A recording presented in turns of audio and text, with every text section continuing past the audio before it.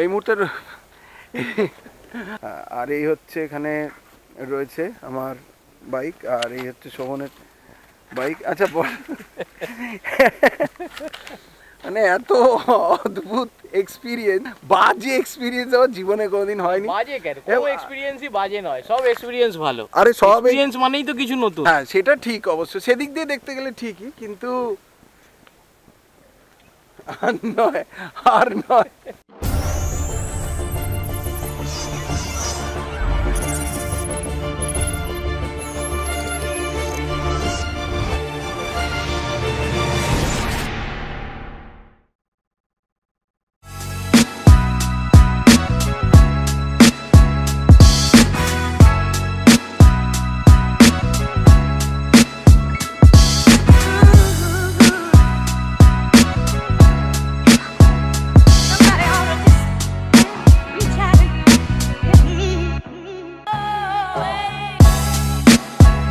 Very good afternoon and welcome back to the channel. আজকের যে ব্লগটা সেটা বেসিক্যালি কোনো রাইডের ব্লগ নয়। তোমরা যারা আমাকে ফেসবুকে ফলো করো তারা প্রত্যেকেই জানো যে আমার একটা অ্যাক্সিডেন্ট হয়েছিল ঝাড়খণ্ড এবং বেঙ্গল বর্ডার থেকে 5 কিলোমিটার টুয়ার্ডস ঝাড়খণ্ড, জগন্নাথপুর বলে একটা জায়গা আছে, সেখানে হয়েছিল। তো সেখান থেকে আমি গাড়িটা ভ্যানে পিক আপ করিয়ে নিয়ে আসি পোস্ট অ্যাক্সিডেন্ট। মানে অ্যাক্সিডেন্ট হয়েছিল সপ্তমীর দিন, আজকে হচ্ছে ত্রয়োদশী, অর্থাৎ দশমী, একাদশী, দ্বাদশী, ত্রয়োদশী, থার্ড ডে আফটার দশমী। তো সার্ভিস সেন্টার খুলেছে হচ্ছে গতকাল। আজকে এটা আমার ইমিডিয়েট একটা ডিউটি ছিল যে আমার গাড়িটা নিয়ে সার্ভিস সেন্টারে যাওয়া এবং গাড়িতে যা ক্ষতি হয়েছে সেগুলো সমস্ত ডিটেলে দেখাবো কী কী ক্ষতি হয়েছে। প্রথমত দেখো, এইটা যেহেতু আমি এই দিক অর্থাৎ বাঁদিক চেপে পড়েছি, তার জন্য এটা উঠে গেছে ওপর দিকে। হ্যান্ডগার্ডটা পুরো বেন্ড হয়ে গেছে এখান থেকে, এটা পুরো উঠে গেছে। এখানে এই যে রেড যে জিনিসটা থাকে এই লেয়ারটা এখান থেকে উঠে গেছে। আচ্ছা, মেন যেটা প্রবলেম হচ্ছে সেটা হচ্ছে ইঞ্জিন চেম্বার, অর্থাৎ এইখানে একটা, এই দেখো দেখতে পাচ্ছ, আমি তুলে দেখিয়ে দিই একটুখানি, দেখতে পাচ্ছ এখানটা পুরো ভেঙে গিয়েছে কোনো একটা পাথর বা স্টোন চিপে লেগে। তো এটা হচ্ছে মেন কনসার্ন আমার, যে কারণের জন্য ওখানে ইঞ্জিন অয়েলটা বেরিয়ে যায় এবং আমি গাড়িটা আনতে পারিনি। আচ্ছা, গিয়ার লিভারটা বেঁকে গেছে, এখানে ফুটপেকটাও বেঁকে গিয়েছে। ওপরে যে উইন্ডশিল্ড এক্সটেন্ডারটা সেটা আনতে গিয়ে পিক আপ ভ্যানে ওপরে কিছু গাছের ডালফাল লেগে ভেঙে গিয়েছে। আর এইটা অন স্পট মানে অ্যাক্সিডেন্ট স্পটে এই জিনিসটা ভেঙে গিয়েছে, দেখতে পাচ্ছি। লং উইন্ডশিল্ড যেটা ওয়ান্ডারসেন গিয়ার্স থেকে নেওয়া সেটাও গেছে।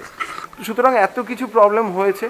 আজকে ইউজফুল ইনফরমেশনের মধ্যে যেটা, সেটা হচ্ছে যে তোমাদেরকে দেখাবো যে ইন্স্যুরেন্স ক্লেম করার যে প্রসেসটা সেটা কি, কতটা সময় লাগতে পারে, কিভাবে করতে হয়। ভগবান না করুক তোমাদেরও যদি এই ধরনের কোনো কিছু ঘটে, তাহলে পরে কীভাবে খুব সহজে ইন্স্যুরেন্স ক্লেম করবে সেই বিষয়ে ডিটেল ইনফরমেশান দিয়ে দেবো। কী কী ডকুমেন্টস লাগবে সেটাও দিয়ে দেবো। তো ব্লগের সাথে জুড়ে থাকো টিল দি এন্ড, অবশ্যই কিছু ইউজফুল ইনফরমেশান পাবে। প্রত্যেককে অনেক ধন্যবাদ আরও একবার, যারা প্রত্যেকে অ্যাক্সিডেন্ট স্পট থেকে আমি যাদেরকে ফোন করেছিলাম তারা সবাই আমাকে কে সাহায্যের হাত বাড়িয়ে দিয়েছিল এবং অনেস্টলি চেষ্টা করেছিল যাতে আমাকে সাহায্য করা যায়। আমি কি বলে বিশেষভাবে কৃতজ্ঞ সৌভিকের কাছে, Souvik Samanta of eastern roadies, Mriganka Chowdhury TWM-এ, তোমরা সবাই চেনো। ওরা দুজনে অনেক চেষ্টা করেছিল আমাকে ওখান থেকে হেল্প করে বাইরে নিয়ে আসার, কিন্তু আনফর্চুনেটলি যেহেতু পুজোর দিন চলছিল তার জন্য অনেক রেস্ট্রিকশন ছিল রাস্তায় পুলিশের দ্বারা। তো তার জন্য বাইরে থেকে কোনো মালবাহী গাড়ি ওখান থেকে খড়গপুর থেকে বেরোতে পারেনি। তো তার জন্য এবার ফাইনালি আমি বিভিন্নভাবে ম্যানেজ করেছি বিষয়টা। কিভাবে ম্যানেজ করেছি না করেছি সেটাও একটা মারাত্মক গল্প। তো বলে রাখি, আমার সেরকম কোনো প্রবলেম হয়নি। আমার লেফট হ্যান্ডে, বাঁ হাতে একটা প্রচণ্ড ফোর্স লেগেছিল, যেহেতু আমি খুব ফোর্সে পড়েছিলাম। ডান হাতে ক্র্যাশটা বেশ ভালোই হয়েছে, তখন বেশ ভালোই স্পিডে ছিল, তার জন্য একটু মাসেলে পেন ছিল আর একটু ছড়ে খুঁটে গেছে পায়েটায়। চলো এবার ডাইরেক্টলি দেখা হচ্ছে সার্ভিস সেন্টারে। এই মুহূর্তের হাসি পাচ্ছি, এই মুহূর্তে পৌঁছে গেছি যেখানে, সেটা হচ্ছে আন্দুলের একটা, মানে আন্দুলের যে রেল লাইনটা আছে, রেল লাইন পেরিয়ে ওই পারে যেতে হয় সার্ভিস সেন্টারটাতে রিচ করতে গেলে। তো এই যে দেখতে পাচ্ছ এখানে লেভেল ক্রসিংয়ে আমরা দাঁড়িয়ে আছি।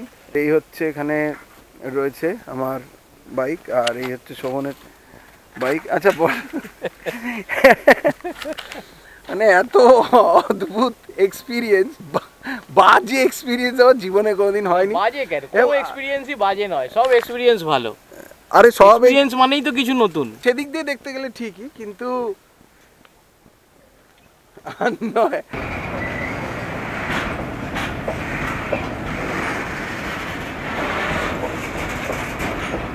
2,000 years later. So welcome back to the channel. Welcome back কেন?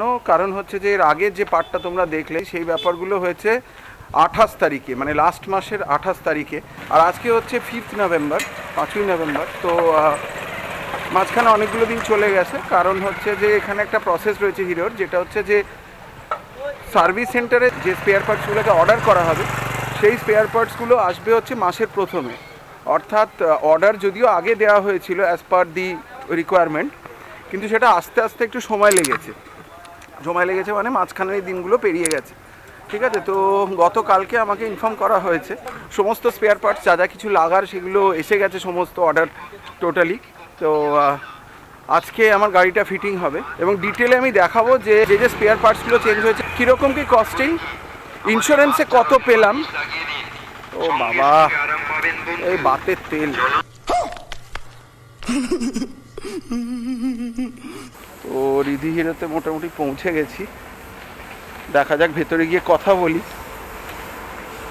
আমার গাড়ি তো সম্ভবত ভেতরেই আছে, আর এখানে নর্মাল, এটা হচ্ছে শোরুম রিধি হিরোর, আরেকটা শোরুম এটা আন্দুলের স্টেশনের পাশে রয়েছে, দেখছো পাশ দিয়ে ট্রেন যাচ্ছে। ঠিক আছে, তো এই মুহূর্তে সময় হচ্ছে 1:17, আর আমার গাড়ি আসছে, গাড়ির কাজ এখন শুরু হবে। এই যে দেখা যাচ্ছে, ওফ কতদিন দেখিনি।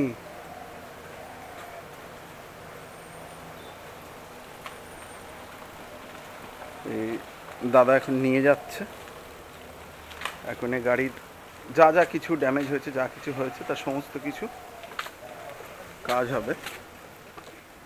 ইন্স্যুরেন্স সবই হয়েছে, তো এখন কাজ করা বাকি, কাজ হবে, তারপরে আবার আগের অবস্থায় ফিরে যাবে। এবং যে যে জিনিসগুলো আমি আফটার মার্কেট ইনস্টল করেছিলাম সেই জিনিসগুলো আমি পরপর ইনস্টল করব, এবং ওভারঅল একটা কীরকম কস্টিং পড়লো না পড়লো সেটাও আমি দেখিয়ে দেবো।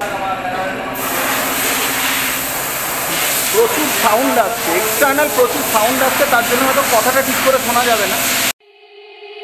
They said, don't fall, don't forget all the things you've been taught, you've been told. Don't blink, don't run, don't turn left or turn right or look straight at the sun. Magnet কভারের সমস্ত screw এখানে হালকা করা হয়ে গেছে, এবারে এটা just খোলার অপেক্ষা।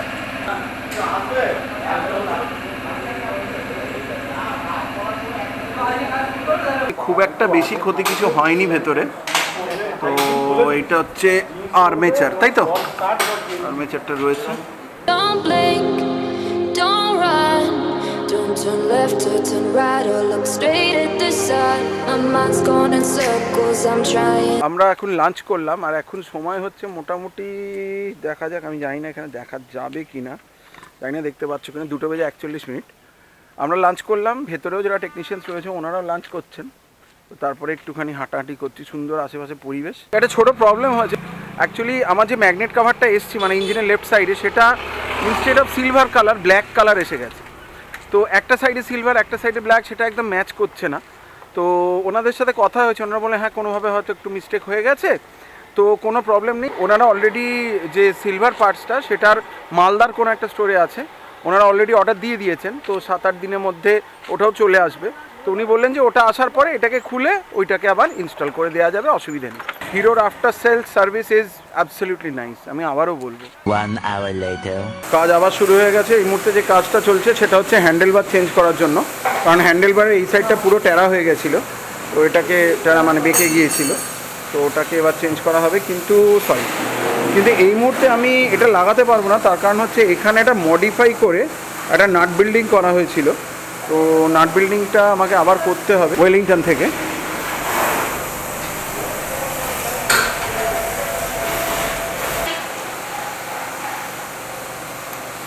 And this is the new handle বার, এটা নতুন হ্যান্ডেল বার আমার গাড়ির, এটা এখন ফিট হচ্ছে এখানে।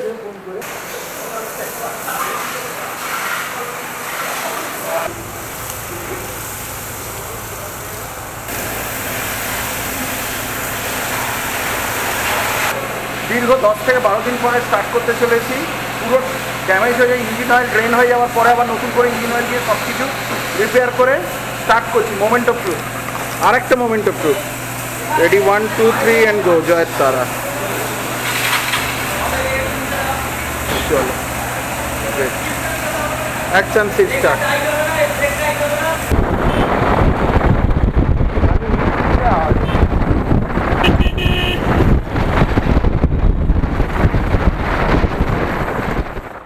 1 eternity later.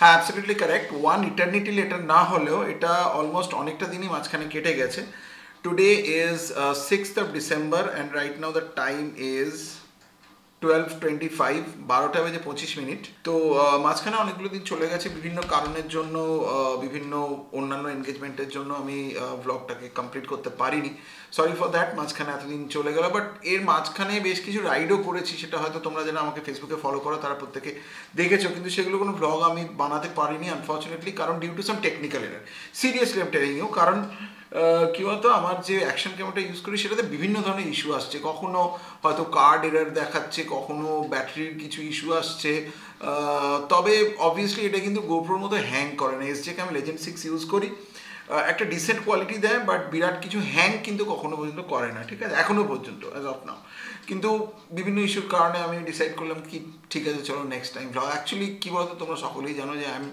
নট দ্যাট মানে ওই প্রফেশনাল ব্লগারদের মতো যে একটা রেগুলার ইন্টারভ্যালে দিতেই হবে আমি জাস্ট আমার যেগুলো শেয়ার করতে ইচ্ছা করে রিলেটেড টু মাই মোটরসাইক্লিং লাইফ আমি সেগুলোই শেয়ার করি এই আর কি ব্যাপার খুব ক্যাজুয়াল ব্যাপারটা but definitely everybody is saying that Victor become a little bit more serious to whatever you're doing on YouTube so I'll try I've been trying it since last 2 years but এখনো পর্যন্ত seriously regularly কিছু করতে পারিনি anyway তো হ্যাঁ coming back to the point যেটা বলেছিলাম আমি ব্লগের প্রথমে যে তোমাদের গড ফরবিড যে তোমাদের যদি এরকম কিছু মানে এরকম কিছু না হোক অবভিয়াসলি বাট এরকম যদি কিছু হয় মানে কোনো অ্যাক্সিডেন্ট কেস যদি হয় তাহলে পরে তোমরা কীভাবে ইন্স্যুরেন্স পাবে বা ইন্স্যুরেন্স পাওয়ার প্রসেসটা কি সেটার বিষয়ে দু একটা কথা বলবো just because I have gone through this আমি যখন বাইকটা ওখানে নিয়ে গেলাম তখন আমাকে ওখানে একটুখানি ওয়েট করতে বলা হলো কারণ যিনি সার্ভে করেন সেই সার্ভেয়ার কিছুক্ষণ পরেই ওখানে আসার ছিল ঠিক আছে এবার অনেক সময় হয় কি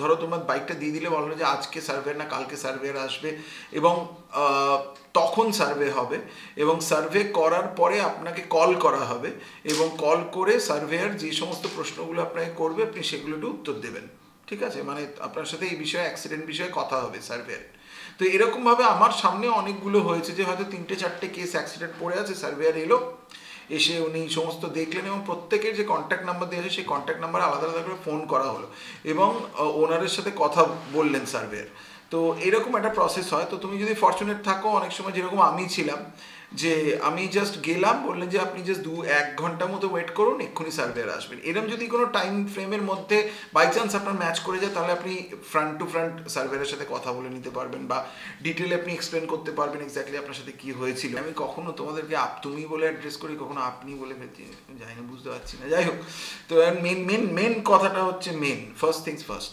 তোমার সাথে কথা বলার পরে সার্ভেয়ার এটা দেখবে যে তোমার ইন্স্যুরেন্স যেটা রয়েছে সেটা বাম্পার টু বাম্পার করা আছে কিনা যদি বাম্পার টু বাম্পার করা থাকে একটুখানি বেশি প্রিমিয়াম দিতে হয় কিন্তু that is much more safer তোমার কোনো দুর্ঘটনা ঘটলে অনেকটা টাকা বেঁচে যাবে কারণ ফাইবারের পার্টসগুলো এই ক্ষেত্রে কিন্তু তোমার ইন্স্যুরেন্সের মধ্যে মানে টোটাল বাইকটার মধ্যে বাইকটার অংশ যে কোনো কিছু সেটা যদি মডিফাইড বা আফটার মার্কেট না হয় টোটালটাই বাম্পার টু বাম্পার কাভারেজের আন্ডারে আসবে আমাকে যেতেই প্রথমে একটা ফর্ম দেওয়া হলো সেই ফর্মে কোনখানে অ্যাক্সিডেন্ট হয়েছে তার একটা নিয়ারেস্ট ল্যান্ডমার্ক এবং কিভাবে অ্যাক্সিডেন্ট হয়েছে তার একটা ব্রিফ একটা ডেসক্রিপশন দিতে হলো সেটা আমাকে লিখতে হয়েছে সেটা লিখলাম আমার আরসি অর্থাৎ যেটা ব্লু বুক বলা হয় চলতি ভাষায় আরসিটা লাগলো আমার ইন্স্যুরেন্সের যে কাগজ সেটা লাগলো এবং অবভিয়াসলি আমার যে লাইসেন্সটা আছে সেটা লাগলো এবং আমার আধার কার্ডটা লেগেছিল ঠিক আছে এই 4টে ডকুমেন্টস মোটামুটি আমার আরসি আমার লাইসেন্স আমার গাড়ির যে ইন্স্যুরেন্স পেপার সেইটা এবং আমার আধার এই 4টে জিনিস মোটামুটি লেগেছে আমাকে যেতেই প্রথমে একটা ফর্ম দেওয়া হলো সেই ফর্মে কোনখানে অ্যাক্সিডেন্ট হয়েছে তার একটা নিয়ারেস্ট ল্যান্ডমার্ক এবং কিভাবে অ্যাক্সিডেন্ট হয়েছে তার একটা ব্রিফ একটা ডেসক্রিপশন দিতে হলো সেটা আমাকে লিখতে হয়েছে সেটা লিখলাম আমার আরসি অর্থাৎ যেটা ব্লু বুক বলা হয় চলতি ভাষায় আরসিটা লাগলো আমার ইন্স্যুরেন্সের যে কাগজ সেটা লাগলো এবং অবভিয়াসলি আমার যে লাইসেন্সটা আছে সেটা লাগলো এবং আমার আধার কার্ডটা লেগেছিল ঠিক আছে এই 4টে ডকুমেন্টস মোটামুটি আমার আরসি আমার লাইসেন্স, আমার গাড়ির যে ইন্স্যুরেন্স পেপার সেইটা, এবং আমার আধার, এই 4টে জিনিস মোটামুটি লেগেছে। অনেক ক্ষেত্রে যেটা হয়, অনেকে বলে যে জিডি যদি না করা থাকে তাহলে পরে ইন্স্যুরেন্সের ক্লেম পেতে অসুবিধা হতে। না, এরকম কোনো ব্যাপার নেই, অন্তত আমার ক্ষেত্রে সেরকম কোনো হয়নি যে জিডি নিয়ে যেতে হবে বা পুলিশে ইনফর্ম করা হয়েছে কিনা, এরকম কোনো ব্যাপার নেই। দেখো, আমি যদি কারোর ক্ষেত্রে কোনো রকম কেস যদি আমি নাই করি বা কেউ যদি আমার ক্ষেত্রে কেস না করে, তাহলে পরে আমি কী কারণের জন্য খামাখা জিডি করতে যাব? সেটা তো আমার একটা খুব কমন কোয়েশ্চেন, যে আমি জিডিটা করবো কেন? জাস্ট বিকজ যে আমি ইন্স্যুরেন্স পাবো না তার জন্য জিডি করাবো না, সেরকম কোনো ব্যাপার না। জিডি যখন আমি কারোর এগেনস্টে কমপ্লেন করছি তখন করবো। I don't have any complain towards anybody, তাহলে by the hell will I go to police station and take all this unnecessary harassments. এবং যেখানে হয়েছে, এবং দেখো কমন সেন্স যেটা বলে যে যখন কোনো অ্যাক্সিডেন্ট আমরা ফেস করি তখন তো সেখানে আমি হয়তো ইনজিওর্ড থাকতে পারি, আমার আরও অনেক প্রবলেম থাকতে পারে, আমার কিছু খোয়া যেতে পারে, আমার মোবাইল হয়তো কোনো কারণে ড্যামেজ হয়ে যেতে পারে, আমি কারোর সাথে বিভিন্ন কারণে তখন মানুষ সমস্যায় ফেসে থাকে সেই সময়, apart from your physical pain. তো সেক্ষেত্রে তখন থানা খুঁজে কোথায় হয়েছে জিডি করা, এটা আমার মনে হয় না ম্যান্ডেটরি, তবুও তোমরা একটা কনফার্ম করে নিতে পারো। এরপরে মোটামুটি ওনারা 10,000 রুপিসের একটা ইয়ে করলেন। আমি সমস্ত কিছু পেয়েছি, আমার হ্যান্ডেলবার যেটা মডিফাইড হ্যান্ডেলবার ছিল সেটারও আমি ইন্স্যুরেন্স পেয়েছি, আমার ফাইবারের যে পার্ট ফেন্ডার ছিল সেইগুলোর ইন্স্যুরেন্স পেয়েছি, ব্রেক লিভার পেয়েছি, ফুট পেগ পেয়েছি, তারপরে ম্যাগনেট কাভার তো অবভিয়াসলি পেয়ে গেছি। তো যা যা কিছু হয়েছিল সমস্ত ইন্স্যুরেন্স কাভার্ড হয়ে গেছে। ওনারা 10,000 একটা এস্টিমেট দিয়েছিলেন, তো ওটাও 5-6,000-এর মধ্যেই হয়ে গেছে, কভার হয়ে গেছে। তো আমি ওনাদের সাথে কথা বলে আমার বাইকটা শোরুমে জমা করে, সার্ভিস সেন্টারে জমা করে চলে এলাম। তার 7 দিন, বাকিটা তো তোমরা দেখলে যে আমি পরে গেলাম এবং গিয়ে পুরো কাজটা হলো, খুবই সুন্দরভাবে কাজটা হয়েছে। এবং আগেন ফাইনালি আমি আরেকবার বিশেষভাবে ধন্যবাদ জানাবো হিরো মোটোকর্প এবং রিধি হিরো এবং অবভিয়াসলি ICICI লম্বার্ড, তাদের ইন্স্যুরেন্সকে, অটোমোবাইল ইন্স্যুরেন্সকে আমাকে ভীষণ হ্যাসেল ফ্রিভাবে টোটাল ইন্স্যুরেন্সটা কিন্তু ওনারা দিয়ে দিয়েছেন। মানে এটা কিন্তু ফার্স্ট পার্টি ইন্স্যুরেন্স যতক্ষণ থাকছে, ফার্স্ট পার্টি ইন্স্যুরেন্স থাকাকালীন আমি বললাম, ফার্স্ট পার্টি ইন্স্যুরেন্স শেষ হয়ে যাবার একদিন পরেও যদি ঘটনাটা ঘটে কোনোভাবেই কোনো রকম ক্লেম কিন্তু পাবে না। এবং থার্ড পার্টি ইন্স্যুরেন্সের ক্ষেত্রেও কিন্তু এরকম স্মুথভাবে ব্যাপারটা হবে না। বাম্পার টু বাম্পার যদি ইন্স্যুরেন্স না করা থাকে তাহলে পরে প্রবলেম হতে পারে। অবভিয়াসলি একটু বেশি প্রিমিয়াম দিয়ে বাম্পার টু বাম্পার ইন্স্যুরেন্স করিয়ে নাও। আশা করবো আজকে ব্লগ তোমাদের ভালো লেগেছে, ইনফরমেটিভ লেগেছে। Thank you so much for watching. আমি friend Victor signing off for now, till the next time, অ্যাডিওস। আর অবশ্যই চ্যানেলটা সাবস্ক্রাইব করে দিও এখনো পর্যন্ত যদি সাবস্ক্রাইব না করে থাকো, আর লাইক দিও, কমেন্ট করো, কারণ তোমাদের কমেন্টগুলো, ঠিক আছে, আমি একটু সাহস পাই, একটু এনার্জি পাই, একটু ইন্সপিরেশন পাই। ঠিক আছে, চলো বাই বাই।